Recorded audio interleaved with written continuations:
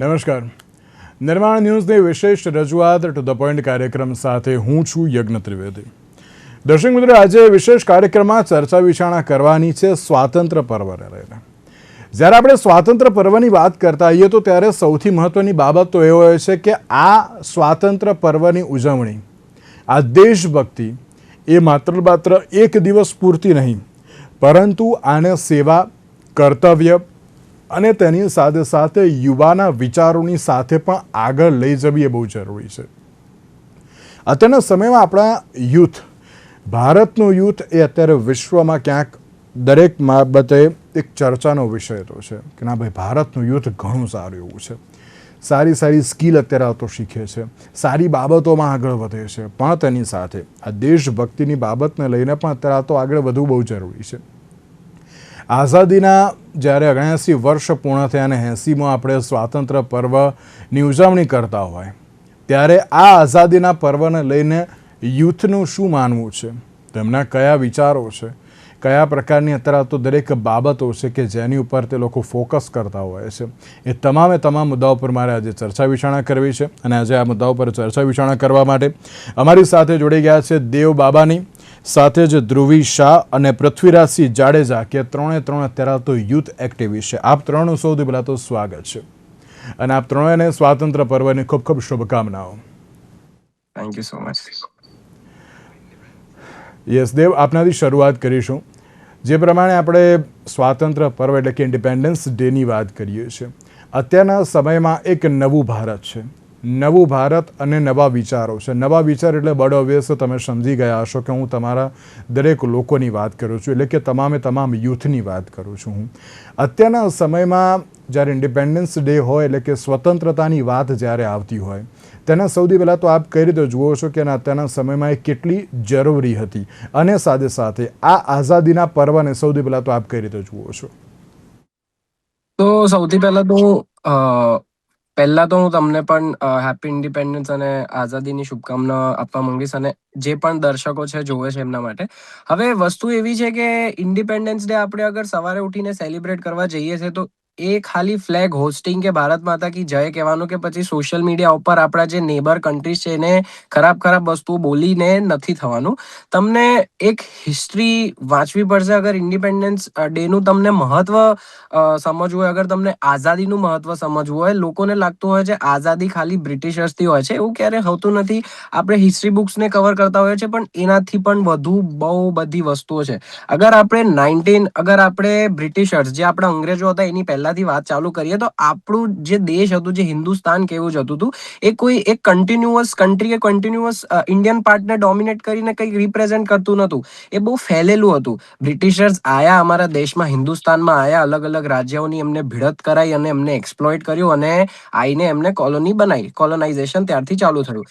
એના પછી ધીરે ધીરે બધાને ખબર પડી કે અમે કોઈ ઝડપમાં આવી ગયા છે, વી આર ઇન ટ્રેપ. અને બહુ બધા ફ્રીડમ ફાઇટર્સે ટ્રાય કર્યું કે અમારું એક આઝાદી હોય, અમારી એક સ્વતંત્ર હોય, અમારું એક સોવેરેનિટી હોય. એના માટે 1950થી ચાલુ કરે, જેમ કે રાની લક્ષ્મીબાઈ છે, બહાદુર શાહ ઝફર છે, પછી એનાથી પછી ઇન્ડિયન નેશનલ કોંગ્રેસ આવ્યો, એના પછી સ્વદેશી મુવમેન્ટ આવ્યો, એના પછી બલ ગંગાધર તિલક આવ્યા, પછી ગાંધીજી આવ્યા, પછી ભગતસિંહ, પછી સુભાષચંદ્ર, પછી ક્વિટ ઇન્ડિયા મુવમેન્ટ, અને હજી હજારો અને લાખો લોકો જેને આપણા દેશ માટે અંગ્રેજો સામે લડ્યું અને એમની જાન ગવાઈ. બરાબર. એના પછી હું એક પોએટ્રી આજે લખીને આવ્યો છું, જેમાં આ બધી વસ્તુઓ સમરાઇઝ કરે છે. કેમ કે આજે અગર આપણે જ્યારે આઝાદીની વાત કરીએ છીએ તો આઝાદી બહુ લોકો માટે ખાલી ફ્રીડમ હોય છે, પણ ક્યારે ફ્રીડમ નહોતું. ફ્રીડમ જોડે પાર્ટીશન પણ હતું. કેમ કે જ્યારે કોલોની હતી, જ્યારે બ્રિટિશર્સ અમારા આખા હિન્દુસ્તાનમાં હતા, ત્યારે મુસ્લિમ્સ પણ રહેતા હતા, હિન્દુસ પણ રહેતા હતા, અને અલગ અલગ પ્રકારની કાસ્ટ પણ રહેતી હતી. પણ આપણે શું જોવા મળ્યું કે જે ઇન્ડિયન નેશનલ કોંગ્રેસ અને મુસ્લિમ લીગનું ફોર્મેશન થયું હતું, તો ઇન્ડિયન નેશનલ કોંગ્રેસ એક ફ્રી ઇન્ડિયા માંગવા જતા હતા, પણ મુસ્લિમ લીગે કીધું કે અમારા મુસ્લિમ લોકો માટે અમને અલગથી કન્ટ્રી જોઈએ છે. હવે આ બધી વસ્તુઓ બ્રિટિશર્સ પણ સમજી ગયા, જે ઉપર મોટા લોકો બેઠા હતા એ પણ સમજી ગયા, પણ આના લીધે બહુ બધી કમ્યુનિટીઝ ડિસ્પ્લે થઈ. ફોર એક્ઝામ્પલ, અગર આપણે પંજાબની વાત કરીએ તો પંજાબના બે ભાગ પડ્યા. અગર આપણે બંગાળના વાત કરીએ તો 20-30 વર્ષ પછી થયું હતું, બંગાળના ભાગ પડ્યા અને સૌથી જે કહેવાય, જે શું કહેવાય, વલ્નરેબલ કમ્યુનિટીમાંથી એક સિંધી હિન્દુની પણ કમ્યુનિટી આવે છે.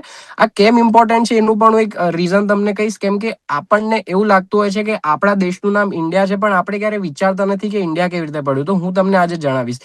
તો આપણી જે નદી છે એનું ઉપર જે નોર્થમાં જે નદી છે એ રિવરનું નામ છે સિંધુ નદી, જે ઇન્ડસ વેલી સિવિલાઇઝેશનથી નામ પડ્યું હતું.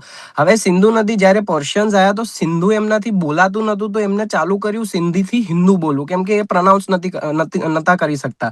પછી હિન્દુઝ નામ પડ્યું ઇન્ડસ વેલી સિવિલાઇઝેશનના લીધે. પછી ગ્રીક્સ આયા અને ગ્રીક્સ હિન્દુઝ નથી બોલી શકતા, તો એ લોકો ઇન્ડુસ બોલવાનું ચાલુ કર્યું. અને પછી લેટર લેટિન આયા, એ લોકો ઇન્ડુસનું ઇન્ડિયા કરી દીધું. એવી રીતે આપણું નામ પડ્યું. બાકી એમ જોવા જઈએ તો સંસ્કૃતિકની હિસાબથી આપણા દેશનું નામ ભારત વર્ષા હોવો જોઈએ, ભારત હોવું જોઈએ, જે આપણા બહુ સારા સારા લીડર્સ જણાવતા હોય છે. તો ચલો, હજી એક હું કમ્યુનિટીની વાત કરીશ, જે સિંધી કમ્યુનિટી હતી. હવે રાતોરાત એમને ખબર પડી કે બે ભાગ પડી ગયા છે દેશના. અગર તમને ત્યાં રહેવું છે, અગર મુસ્લિમ ડોમિનેશનમાં રહેવું છે, તો અહીંયા જ રહો, બાકી તમારું ઘરનો તાલો લો અને ત્યાંથી નીકળી જાઓ. ટ્રેનમાં ભરીને, બસમાં બેસીને, ખબર નહીં કેવી રીતે એ લોકો અહીંયા પહોંચ્યા, ખાલી એક સુટકેસ કે એક કપડાની જોડી, અને ફરીથી બધું બિલ્ડ કર્યું. તો આ આઝાદી પાછળ લાખો, હજારો, કરોડો લોકોની શું કહેવાય સેક્રિફાઈસીસ છે. એના માટે હું ફટાફટ એક પોએટ્રી કહી દઈશ, ટાઈમ વધારે વેસ્ટ ના થાય એના કરતા. આ પોએટ્રી હિન્દીમાં છે. एक देश जहां एक भाषा नहीं फिर भी संवाद है, एक धर्म नहीं फिर भी नागरिकता है, एक जाति नहीं फिर भी संविधान है, एक इतिहास नहीं बल्कि इतिहासों का संगम है, 570 भाषा फिर भी एक ही शब्द की माया है, सबसे अधिक आबादी फिर भी भारत माँ का ही नारा है. तो थैंक यू સો મચ, અને આગળ આપણે ડિબેટમાં વધીશું. બિલકુલ બિલકુલ સર. બહુ જ સરસ એવી તમે વાત કરી કે ના અત્યારના સમયમાં છે ને ભારત શું છે દરેક લોકોએ સમજવું બહુ જરૂરી છે. ઇતિહાસ શું છે એ પણ અત્યારે તો સમજવું બહુ જરૂરી છે. અને એટલે જ હું આજે આ એક હેડરની સાથે બેઠો છું, નવું ભારતના નવા વિચારોની સાથે. ધ્રુવી, આપ કઈ રીતે જુઓ છો આઝાદીનો આજે આ પર્વ છે? અત્યારના જે દેશના યુવાનો છે એ ક્યાંક ઇતિહાસને જોવે છે ઘણી, એમને વાંચ્યો છે પણ ખરી, કારણ કે તમે હો કે પછી હું હોઉં, આપણે લોકો ભણ્યા આવીએ ત્યારે તો આપણે હિસ્ટ્રી આવવાની જ, અને એમાં બધું આપણી જોડે ક્યાંક આવી પણ ગયું, પણ તેની સાથે તેને સમજવું પણ બહુ જરૂરી છે. કઈ રીતે જોઈ રહ્યા છો આપ તેને પણ?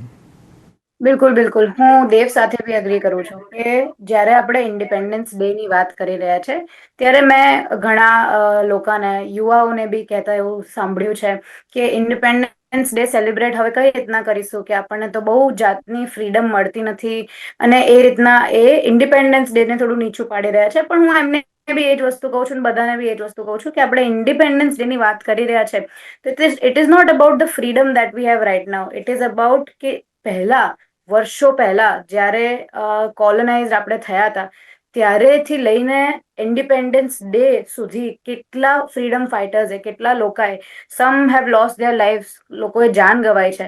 લોકોએ એમની આખી ને આખી લાઈફનો પર્પઝ, લાઈફની એક જ વસ્તુ એમને જોઈતી હતી કે હવે આપણે ઇન્ડિયાને ફ્રીડમ અપાઈશું. એ ફ્રીડમ ફાઇટર્સ, દેવે હમણાં કેટલા ફ્રીડમ ફાઇટર્સનું નામ પણ દીધું.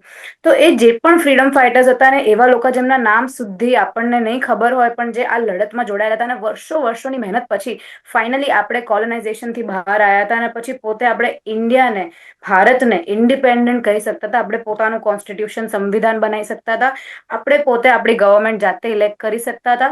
અને એવી ઘણી બધી વસ્તુઓ જે આપણે પહેલા કોલોનાઇઝેશન વખતે નહોતા કરી શકતા.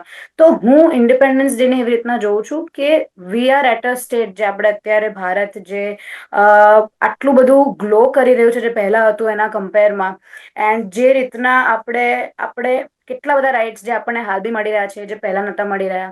તો ઇન્ડિપેન્ડન્સ ડે ની રીતના જોવું જોઈએ કે જે લડત પહેલા લડી હતી આટલા બધા લોકોએ, એનું સન્માનમાં આપણે આ દિવસ સેલિબ્રેટ કરીએ છીએ, એટલા વર્ષોથી કરીએ છીએ. તો દર વર્ષે શું કામ આટલું આપણે કરી રહ્યા છે? બીકોઝ ઇટ ઇઝ બહુ જ ઇમ્પોર્ટન્ટ એક ડે છે કે આ ડે સિગ્નિફાય કરે છે કે આપણને એવું બતાવી રહ્યું છે કે જેટલા બી વર્ષોની મહેનત હતી, જેટલા લાખો લોકોની મહેનત હતી, એ રંગ લાવી અને ફાઇનલી આપણું ઇન્ડિયા ઇન્ડિપેન્ડન્ટ થયું કોલોનાઇઝેશનથી.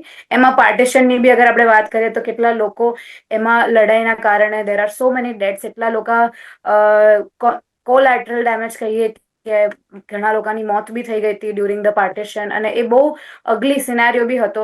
તો એના ડાઉન સાઇડ્સ પણ છે, પણ ઇટ ઇઝ અ ડે જ્યાં આપણે આ બધી જ લડત જે પહેલા આપણા ફ્રીડમ ફાઇટર્સ આપણા માટે કરી તેને યાદ કરીએ, એમના સન્માનમાં, જે શહીદ થયા છે એમના સન્માનમાં, જે લોકોએ એમની આખી જિંદગી આને આપી દીધી હતી, આપણને ઇન્ડિપેન્ડન્સ આપવા માટે એમની જિંદગી એમણે આખી સમર્પિત કરી કાઢી હતી, એમની યાદમાં આપણે સેલિબ્રેટ કરવું જોઈએ દર બિલકુલ વર્ષે. બિલકુલ સાચી વાત છે. અને એક સવાલ હવે આપને કે અત્યારના સમયમાં ઘણા બધા વ્યક્તિઓ એમ કહેતા હોય છે ને કે ના ભાઈ આપણે કંઈક ને કંઈક નવું જાણવું જોઈએ, સમજવું જોઈએ અને કંઈક ને કંઈક નવી બાબતને લઈને તરાતો જે આગળ પણ વધવું જોઈએ.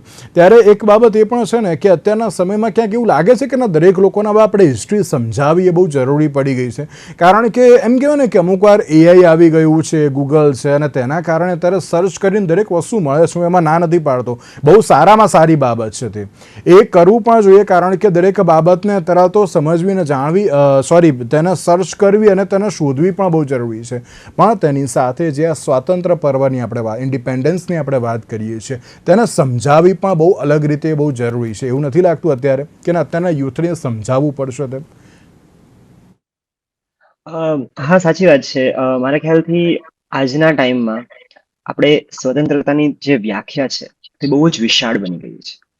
સ્વતંત્રતા એટલે દેશભક્તિ તો છે જ, સરહદ પર લડવું એ તો છે જ, પણ એની જ સાથે તમે દેશને વૈશ્વિક સ્તરે દેશનું પ્રતિનિધિત્વ કઈ રીતે કરો છો, તમે ઇનોવેશન કઈ રીતે કરો છો, તમે યુવા તરીકે દેશના અર્થતંત્રને કઈ રીતે આગળ વધારી શકો છો, તે પણ એટલું જ જરૂરી છે. અને એના જ માટે આજના યુવાને ખબર હોવી જોઈએ કે દેશને કઈ રીતે આઝાદી મળી, અને ઇતિહાસને એના મૂળભૂત રૂપમાં જ સમજવો જોઈએ, જે મારા ખ્યાલથી બહુ જરૂરી છે.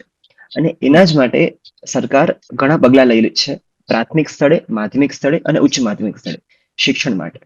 બીજી વાત મારે કરવી છે કે આજના યુવાનોને, જેમ આપણે કહીએ છીએ કે યુવા જે છે એ ગ્રોથ એન્જિન છે, અને આપણે યુથનું લાર્જેસ્ટ ડેમોગ્રાફિક છે ઇન્ડિયામાં.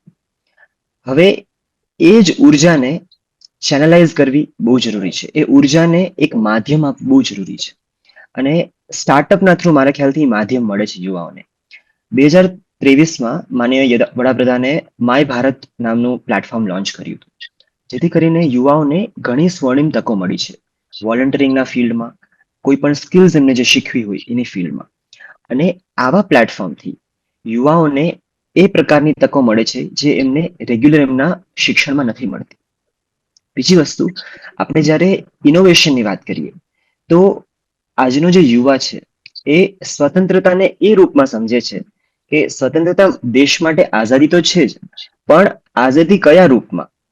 તો આપણે માનીએ કે આત્મનિર્ભરતા એક બહુ જ અગત્યનું અને અહેમ તબક્કો છે, જેમાં આપણે સ્વતંત્રતાની વાત કરીએ કે આપણે બીજા દેશ ઉપર ડિપેન્ડન્ટ કઈ કઈ વસ્તુમાં છીએ, અને એ નિર્ભરતાને આપણે કઈ રીતે ઘટાડી શકીએ અને કયા કયા પગલા લઈ શકીએ, સમાજમાં કઈ પ્રકારે એવો અભિગમ લાવી શકીએ જેથી કરીને યુવાઓને ખબર પડે કે દેશ માટે દેશને કયા કયા વસ્તુમાં કઈ કઈ સેક્ટર્સમાં શું જરૂર છે.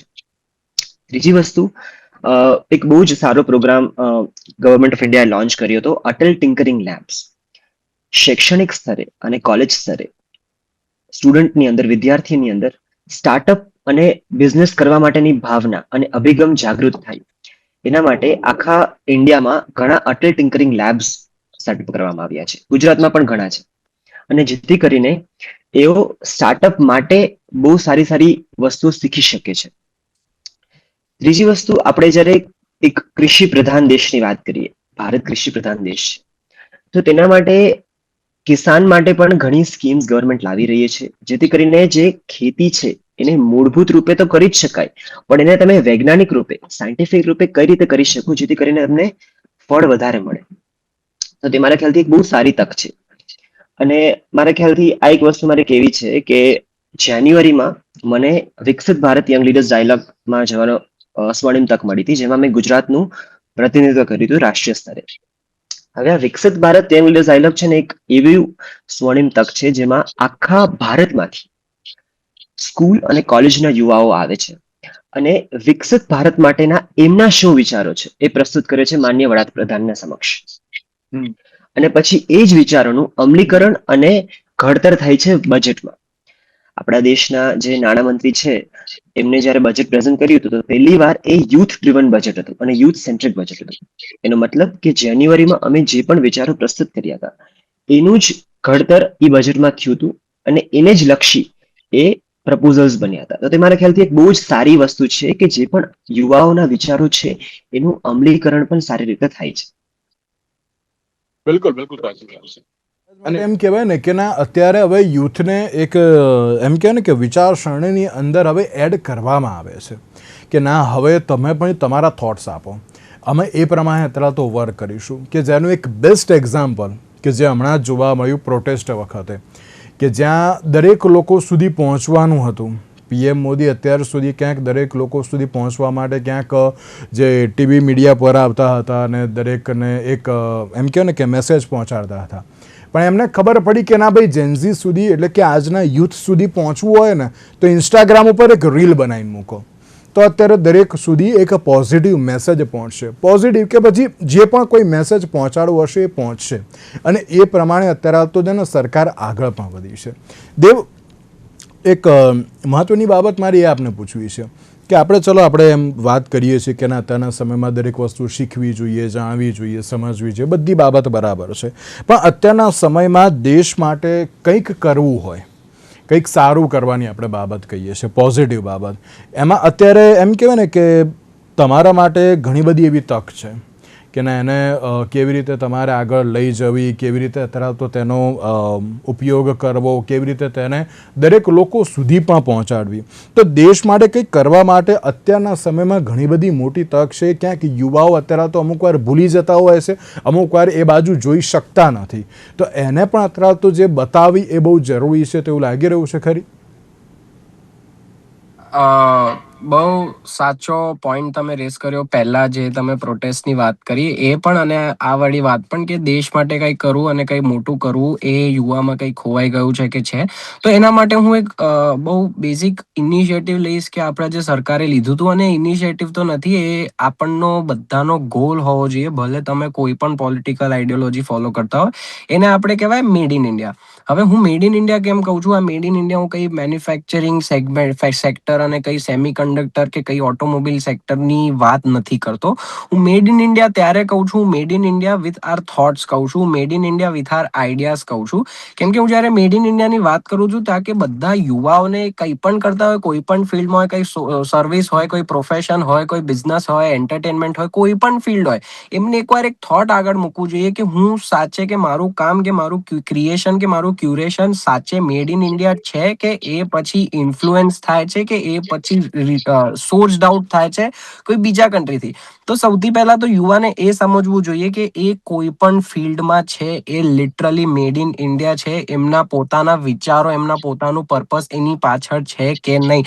જેમ કે આપણે જોતા હોઈએ છીએ કે બધાને ફોરેનની લાઈફસ્ટાઈલ બહુ ગમતી હોય છે, બધા ફોરેન ભણવા જતા રહેતા હોય છે અને બધા કહેતા હોય છે કે અમને તો ફોરેન ગમે છે અને કોઈને આપણું દેશ ગમતું નથી. પણ એ લોકોને એવું વિચાર કેમ નથી આવતું કે આ આપણું દેશ અલગ સ્થિતિથી આવ્યું છે. જે એ વિદેશો, એમને વિદેશ જે ગમતું હોય છે, એમની અલગ સ્થિતિ હોય છે. એ કેમ આપણું દેશ સારી રીતે નથી જોઈ શકતા અને આ જ જગ્યાને સારું બનાવી કેમ નથી શકતા? એના માટે હું મેડ ઇન ઇન્ડિયા કહું છું. અને બીજી વાત, તમે આ પ્રોટેસ્ટનું કહી કે યુવાઓ બહુ જાગૃત થઈ ગયા છે સોશિયલ મીડિયાના થ્રુ. એમને આ કરવું છે, આ ખોટું થતું હોય છે તો પછી સોશિયલ મીડિયા ઉપર આવીને બોલતા હોય છે અને ઇન્ફ્લુએન્સ પણ થઈ જતા હોય છે. અને બહુ વાર, અમુક વાર પેરેન્ટ્સ જોડે કે ફેમિલી મેમ્બર્સ જોડે પણ એમની ડિબેટ થઈ જતી હોય છે અમુક વસ્તુઓના લીધે. તો એમને મને આ એક ડાઉટ થતું હોય છે બધી વાતમાં, જ્યારે કોઈ પણ પ્રોટેસ્ટ કરતો હોય છે કે કંઈ પણ આવાજ રેસ કરતો હોય છે અને એમને ક્યારે પણ તમે પોઈન્ટ કરો કે ના આ વસ્તુ સાચી નથી, તો બધા તમને આવીને કહેશે કે ફ્રીડમ ઓફ સ્પીચ, કોન્સ્ટિટ્યુશનના હિસાબથી મારા પાસે ફ્રીડમ ઓફ સ્પીચ રાઇટ્સ છે, મારા પાસે હું કંઈ પણ કરી શકું છું અહીંયા દેશમાં. પહેલા તો યુ શુડ બી થેન્કફુલ કે તમને આવું ફ્રીડમ મળે છે. તમને જે વિદેશ ગમે છે ત્યાં જઈને તમે આવું કંઈક કરશો તો તમને ત્યાંથી તમારું અસ્તિત્વ મટાઈ દેશે. તમને પહેલા તો ગ્રેટફુલ હોવું જોઈએ કે તમને આ દેશમાં આવું બધું કરવું મળે છે, કેમ કે આ દેશને ખબર છે બધી વસ્તુઓની ઇમ્પોર્ટન્સ. બરાબર. તો એમ કહીશ કે તમે અગર freedom of speech, freedom of right, આ બધી વસ્તુઓને આટલી વાતો કરતા હશો તો તમારા ક્યારે મગજમાં કે તમારા આઈડિયાઝમાં ક્યારે એ નથી આવતું કે તમારી પણ કોઈ ફંડામેન્ટલ ડ્યુટી છે આ બધી વસ્તુઓના પહેલા? તમે કઈ વસ્તુ કરો છો અને રાઈટ આગળ મૂકીને કઈ ડેમેજ કરો છો, કઈ ઇન્ફ્રાસ્ટ્રક્ચર ડેમેજ કરો છો, પણ તમે એવું નથી વિચારતા કે તમારી પણ ફંડામેન્ટલ ડ્યુટી છે કે તમે ટ્રાફિક રૂલ્સ ફોલો કરો. તમારી પણ એક ફંડામેન્ટલ ડ્યુટી છે કે તમે રેશ બિલકુલ ડ્રાઇવિંગ ના કરો. તમારી પણ એક ફંડામેન્ટલ ડ્યુટી છે કે તમે જે કરતા હોય દેશના હિતમાં હોય. અને હજી એક વાત આપણા પેનલના એક ભાઈએ કરી વિકસિત ભારતની. હવે વિકસિત ભારત શું છે? India at 100. જ્યારે આઝાદીના હજી 20 વર્ષ પછી જ્યારે આઝાદીના 100 વર્ષ પતી જશે તો આપણું દેશ ક્યાં પહોંચશે? આપણે જ્યારે વાત કરીએ 1947ના 200 વર્ષ પહેલાથી, તો ઇન્ડિયાનું કન્ટ્રીબ્યુશન આખા વર્લ્ડમાં 20 થી 30% હતું આખા ઓવરઓલ જીડીપીમાં. અને એ ઘટીને થઈ ગયું ખાલી 3% જ્યારે આપણને આઝાદી મળતી હતી. તો એ વસ્તુ આપણને કમ્પેર કરવા મળશે જ્યારે વિકસિત ભારતના બધા મિશન છે, જે બધા કામ કરે છે, એમાં આપણને જાણવા મળશે. કેમ કે આજે જ્યારે અમારી આટલી બધી આબાદી છે, તો તમે દેશના કે વિદેશ કે પછી દુનિયાના કોઈ પણ કોનામાં જશો તો આપણી સંસ્કૃતિની કે આપણી વાતો થવાની છે જ. તો આપણી આ એક ફંડામેન્ટલ ડ્યુટી છે. અને as a youth, as a young generation, we should like have this duty and apply this duty on all are work. Yes. બિલકુલ. આપણે જ્યારે ધ્રુવી ઓપોર્ચ્યુનિટીના લઈને કરતા હોઈએ છે તો એવું લાગે છે કે સોશિયલ મીડિયાનો યુઝ અત્યારે તો દરેક લોકો કરી રહ્યા છે. પીએમ પણ યુથ સુધી પહોંચવા માટે અત્યારે જે ઇન્સ્ટાગ્રામ ને બધાનો અત્યારે તો યુઝ પણ કરવા લાગ્યા છે. તો આ બધી બાબતો પણ યુથ સુધી પહોંચાડવા માટે હવે આપણે સોશિયલ મીડિયાનો યુઝ કરીને એ લોકો સુધી પહોંચાડવી પડશે. હા, ડેફિનેટલી. મતલબ અત્યારે તો એવું ખ્યાલ આવી જ રહ્યો છે કે જેટલા બી તમે યુવાઓ જો, most of them social media પર હોય જ છે. તો અગર તમે એવું પૂછી રહ્યા છો કે શું જરૂર છે કે સોશિયલ મીડિયાના દ્વારા આ બધા જે પ્રોગ્રામ્સ છે એમનું હજી પ્રચારણ કરવું જોઈએ, તો મે બી હા, મે બી દેટ વુડ એનાથી વધારે એનું પ્રચારણ થાય એની પોસિબિલિટી છે. કારણ કે અત્યારે મોસ્ટ ઓફ ધ યુવા સોશિયલ મીડિયા પર બહુ એક્ટિવ હોય છે.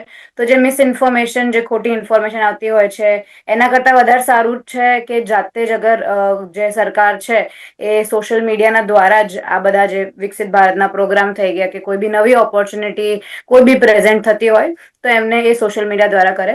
પણ એના અલાવા તમે પ્રશ્ન એવો પૂછ્યો હતો કે આ જે યુવા છે એમને શું કરવું જોઈએ. આજે આઝાદીનો દિવસ છે, આજે સ્વતંત્રતા દિવસ છે, તો એ દિવસે અગર હું એક વસ્તુ કહેવા માંગીશ બીજા યુવાઓને છે એ છે કે આઈ અગ્રી કે સરકારના દ્વારા બહુ બધી ઓપોર્ચ્યુનિટી છે, તમે કરી શકો છો દેશ માટે. પણ અગર એ સુધી બી તમે નથી જઈ શકતા for whatever reason, as a person તમે અગર તમારી ડ્યુટી એક સિટીઝનની ફોલો કરશો ને તો બી એ એક પાથ છે જેનાથી તમે આપણા ફ્યુચરને બ્રાઇટ કરવામાં હેલ્પ કરી શકો છો. હું પોતે એક લો સ્ટુડન્ટ છું. તો અગર હું અત્યારે લો ભણી રહી છું અને આગળ જઈને એક એવી લોયર બનું છું જે સારી લડત કરે છે કે પૈસા માટે નથી લો કરી રહી અને એવી રીતના, તો કોઈ બી વસ્તુ જે હું પર્સનલ લેવલ પર કરું જે સારી હોય, કોઈના હિત તરફ હોય, હું અગર કોઈ એનજીઓમાં ઇન્ટર્નશીપ કરીને મદદ કરી રહી છું એવા લોકોને જેમને મદદની જરૂર છે, તો આવી નાની નાની વસ્તુઓ બી એ એક એન્ડમાં થઈને એડઅપ થઈને એક મોટી વસ્તુ બની શકે છે અગર બધા યુવાઓ એમના તરફથી સારી રીતના જેમને જરૂર છે એમની મદદ કરી રહ્યા છે. જેમ કે દેવે બી કીધું કે ફંડામેન્ટલ ડ્યુટી એક હોય સિટીઝનની બી કે તમે જે રૂલ્સ એન્ડ રેગ્યુલેશન્સ જે આપેલા છે એમને ફોલો કરો, એમને બ્રેક નહીં કરો અને તમારાથી થાય એટલું કરો. એવું જરૂર નથી કે તમે ગવર્મેન્ટની બધી પ્રોગ્રામમાં એનરોલ કરો અને ત્યારે જ તમે દેશ માટે કઈ સારું કરી રહ્યા છો. અગર તમે એઝ અ પર્સન બી દેશના તરફ હાનિ બી નથી પહોંચાઈ રહ્યા અને સારી રીતના એક સિટીઝન રૂલ્સ એન્ડ લોઝ અબાઈડ કરી રહ્યા છો, તો બી એક સારી વસ્તુ છે.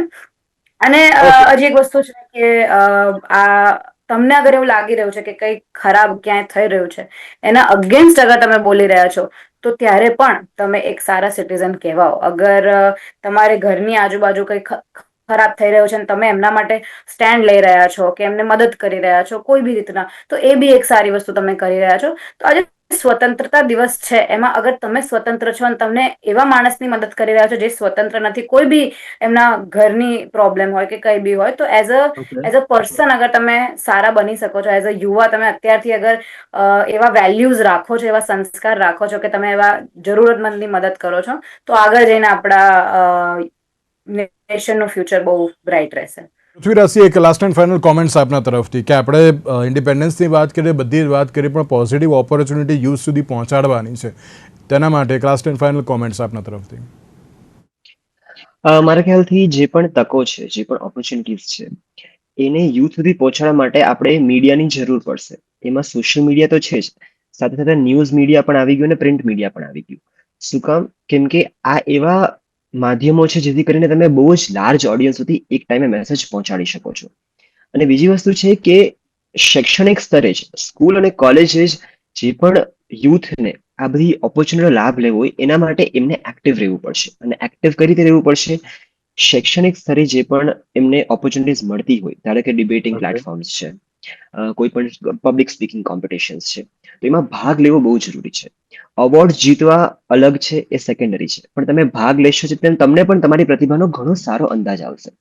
અમે જ્યારે આજે આપણી સાથે બધા જે પણ પેનલિસ્ટ છે એ અલગ અલગ પબ્લિક સ્પીકિંગ પ્લેટફોર્મ્સમાં બહુ ટાઈમથી એક્ટિવ છે જ, અને એ બધી તક એમને રાતોરાત નથી મળી. એના માટે એમને પણ એફર્ટ્સ કર્યા છે, એમને પણ પ્રયાસો કર્યા છે, અને તે હંમેશા શૈક્ષણિક સ્તરે જ ચાલુ થાય, કેમ કે ત્યારે જ બાળક પોતાની પ્રતિભાને ઓળખી શકે. બિલકુલ બિલકુલ સાચી વાત છે. સાથે આ નવું ભારત છે, નવા વિચારો સાથેનું ભારત છે, એટલે કે દરેક લોકોએ કંઈક નવા વિચારોની સાથે આગળ વધવું પણ બહુ જરૂરી છે. હવે જોવાનું એ રહ્યું કે આ નવું ભારત કઈ રીતે આગામી સમયમાં આગળ પણ વધે છે.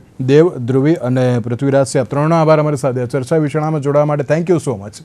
તો દર્શક મિત્રો, આજના વિશેષ કાર્યક્રમને આપશે. નમસ્કાર.